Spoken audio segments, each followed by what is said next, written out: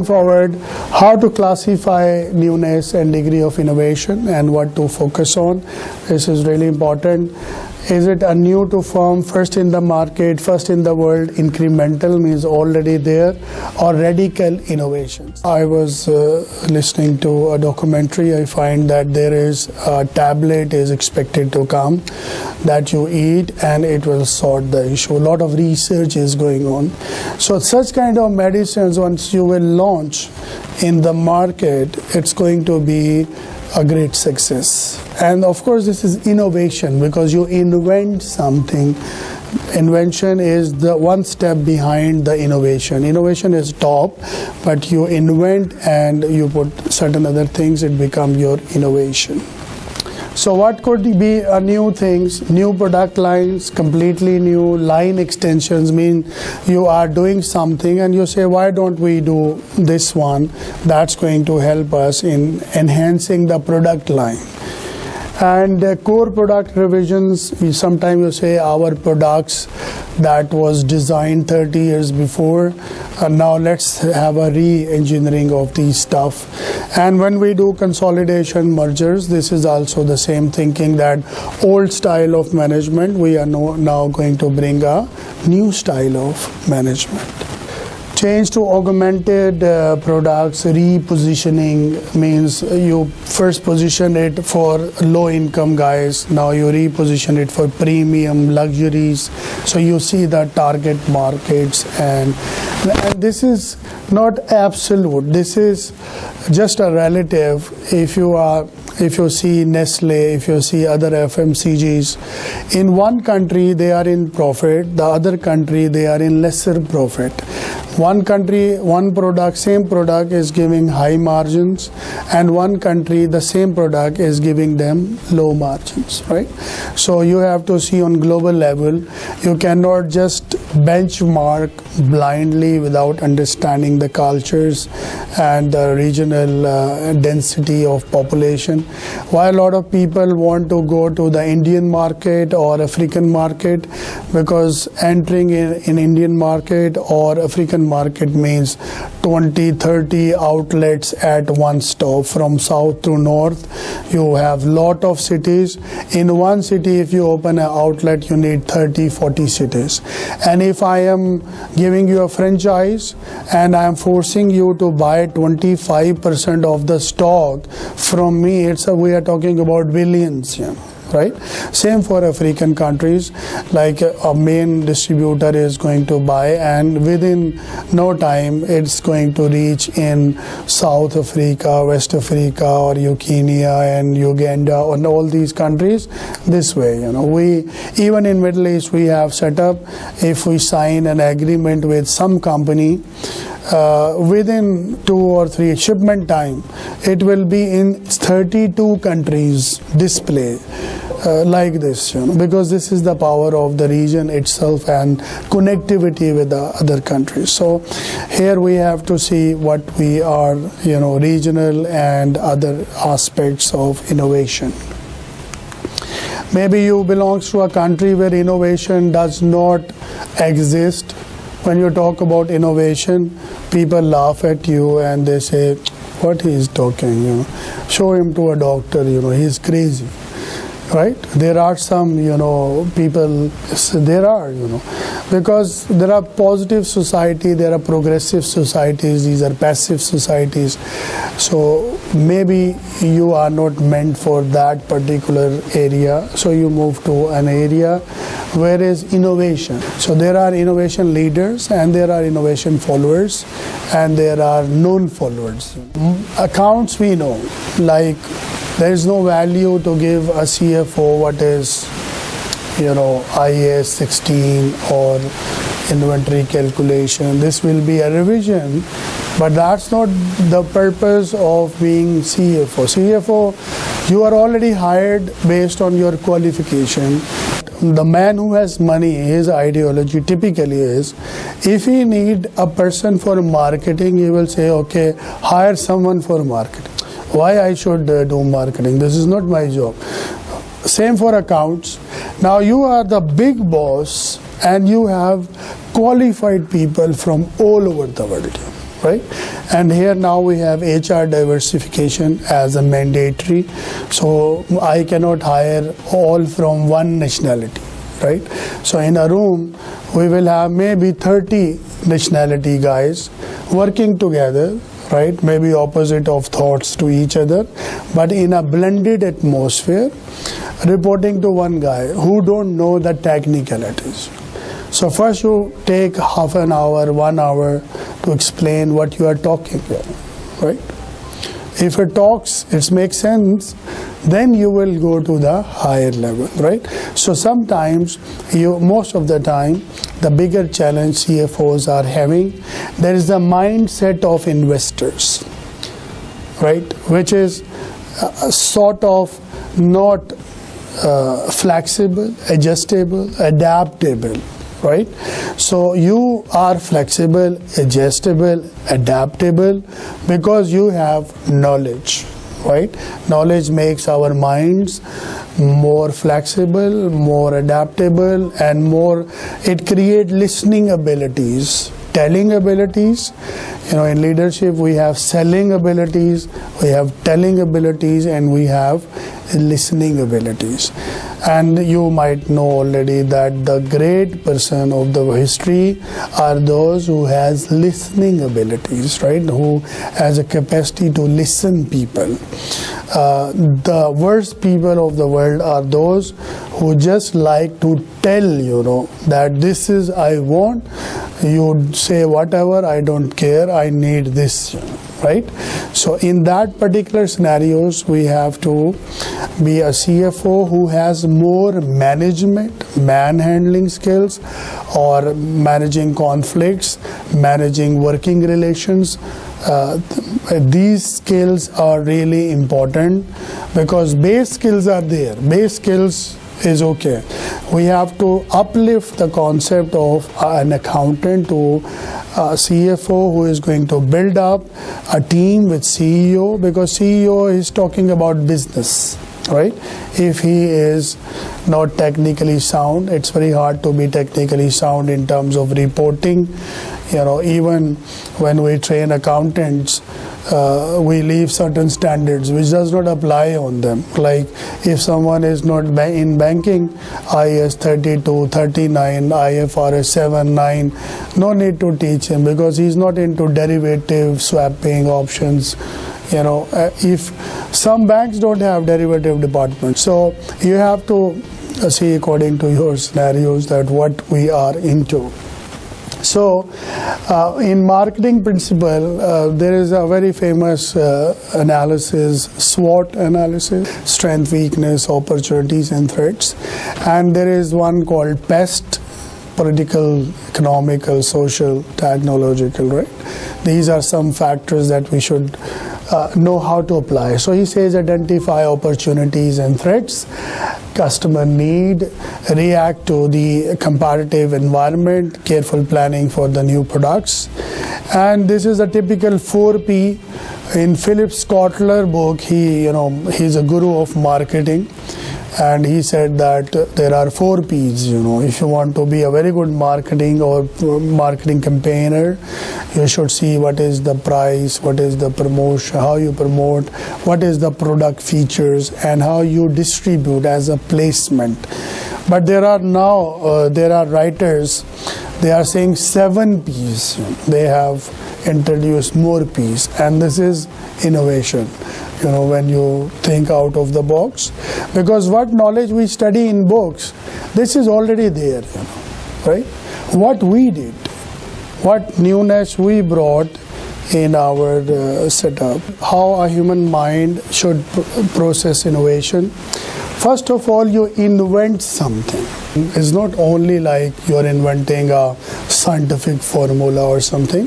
If you have leader from office boy till all the levels, then this organization will be tremendous. And what is an organization, by the way? It's not Apple or Microsoft.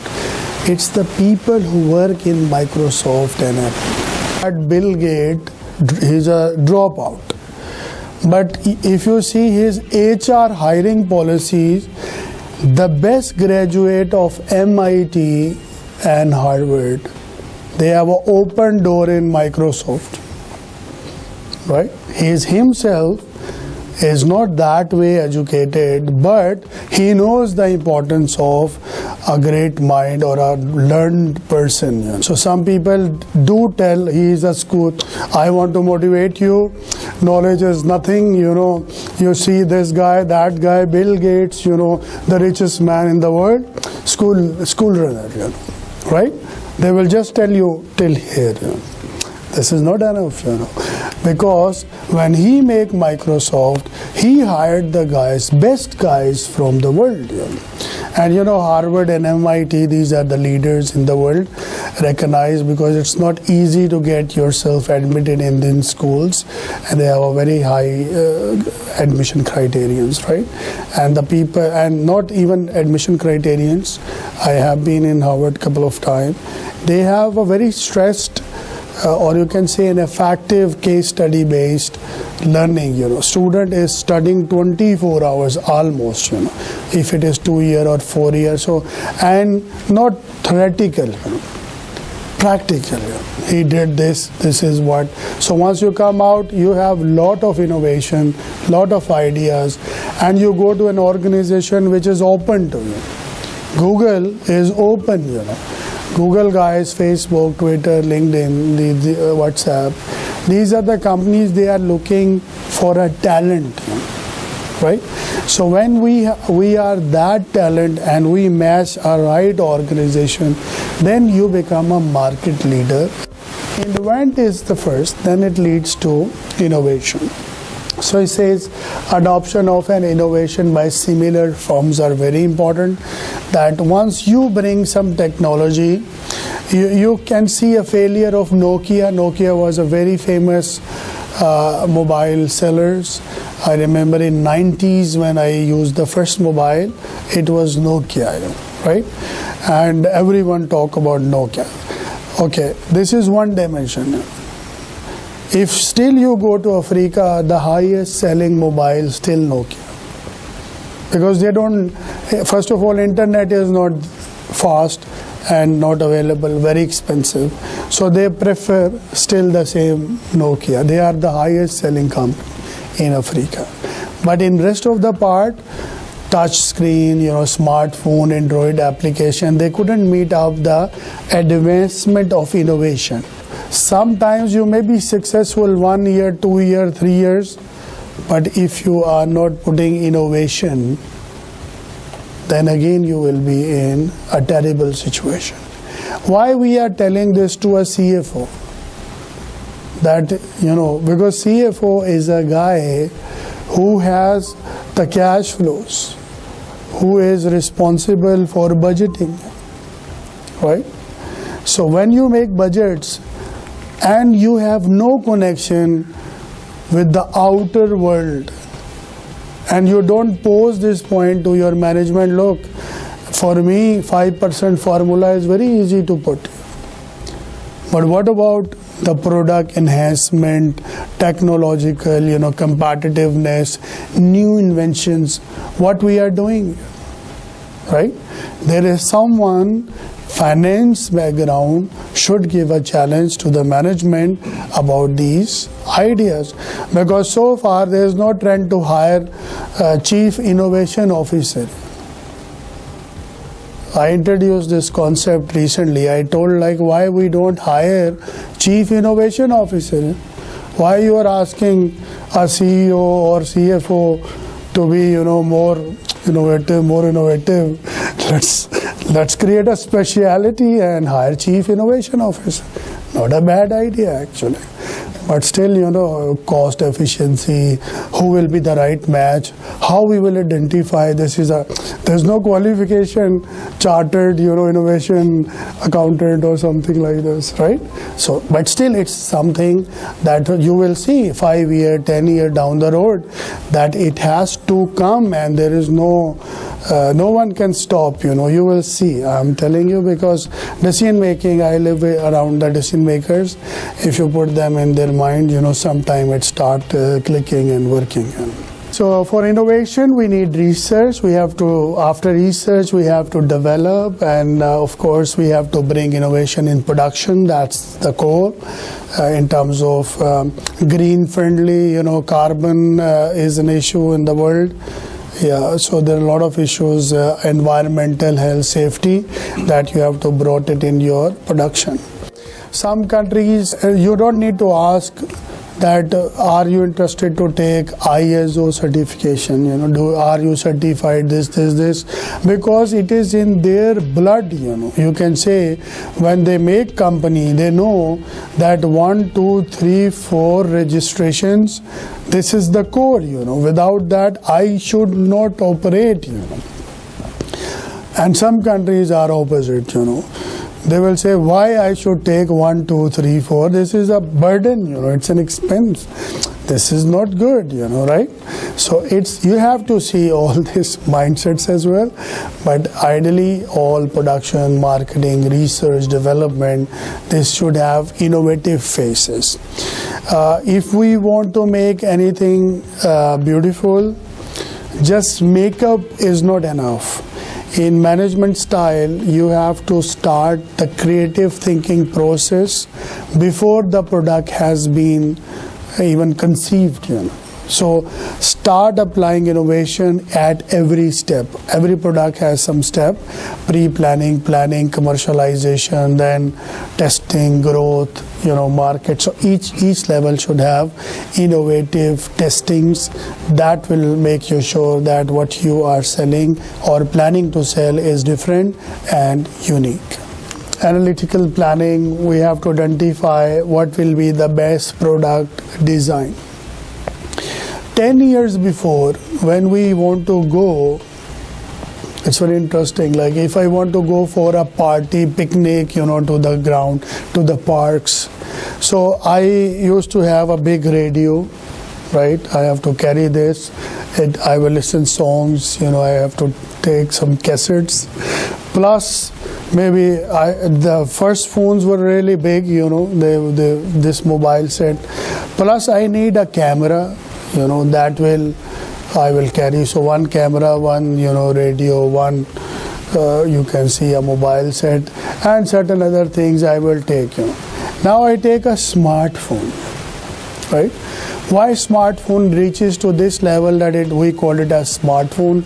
Even a laptop I used to carry because, checking emails or doing some work. So they brought up slowly, because of innovation. They feel that what a customer needs. Why a customer will hold 5, 6 things and he will feel bored. Maybe next time he will not go for such kind of entertainment because this is very heavy and costly, right? So they bring this feature, that feature, and now sometimes we feel the mobile is heavy, battery issues, and these issues soon, and similar other issues, in UAE nowadays we have a hacking issue. It's very popular, everyone is suffering, from hacking because we are little bit more advanced in terms of applications. Government is pushing too much for government mobile apps. It's a smart government initiative. Everything online almost. So when you become online, means there is online spoilers, hackers. They want to target, so this system should not work. But this system is a comfort, So this is also a innovation in terms of new processes and businesses.